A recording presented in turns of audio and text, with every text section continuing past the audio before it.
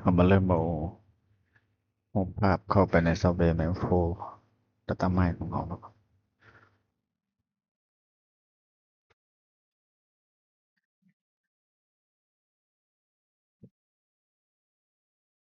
ภาพซึ่งจะเปลี่ยนเป็นraster image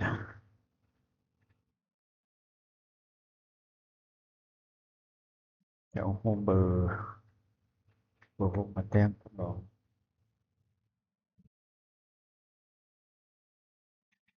เข้ามาสมัครเอามา control point 4จุดก่อน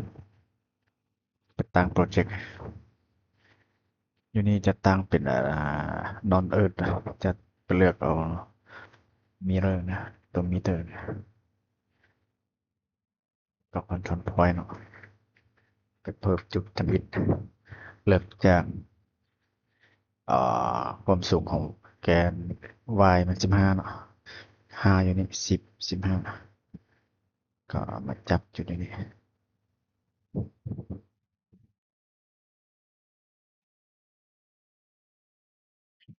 แกน x เริ่มหนึ่งนับแต่หนึ่งแกน y ในสูง151 2 3 4 5ห้องก็ของเราบริแต้มใส่5เลข5ธรรมดาแต้มเลข5ใส่ทาง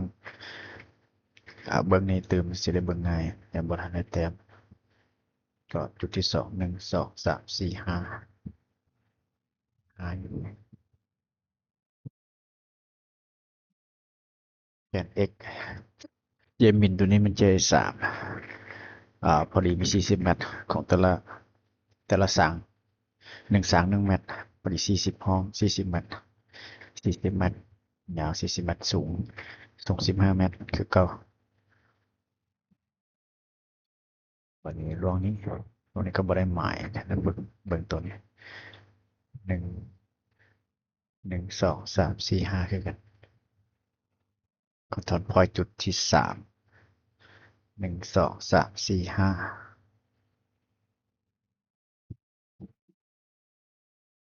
x ก็อย่าง40 แมตช์ยาวคือก็ y ก็คือลบไป x 5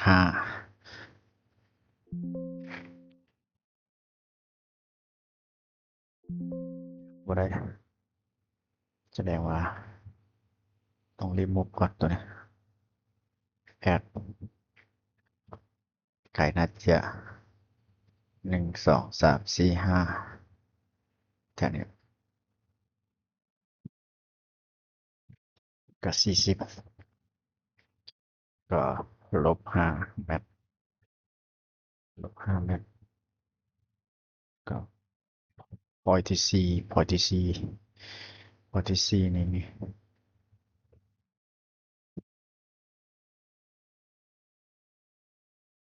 C แกน x เริ่มจากแมตช์ที่1แกน y ก็-5 แมตช์ลงไปลงเราลองโอเคมั้งโอเคคงลงมาเนาะวิธีนี้เป็นวิธีcontrol point เป็นภาคที่1จากได้ control point แล้วเราจะมานะกดบอทของซิสเต็มแต่ละเลเยอร์กด cosmetic layer เนาะเขาจะมาเลือกนะจริงที่เขาจะแต้มในนี้เนาะจะไม่ซอยโอเคก็มาแต้มเนี่ยมาแต้มซอยก่อนก็แค่นี้แต้มเป็นตัวอย่างเขาก็จะแต้มประมาณนี้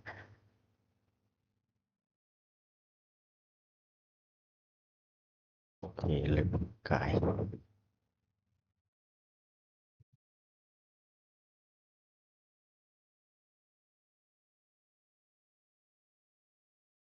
ลองแต้ม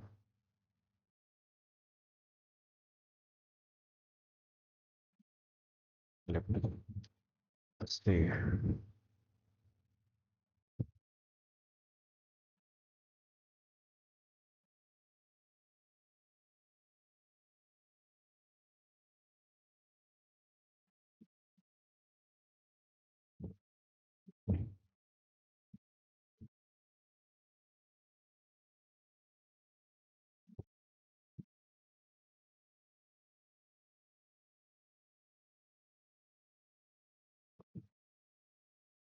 ดกดตัว S แต่ละบัตรตัวนี้จะกำหนดเป็นซอยจะเป็นซอยเสร็จแล้วนี่ไงนี่จากภาคนี้เราหยุดอยู่นี่ก่อนจนเลยมันจะไหลเมกพด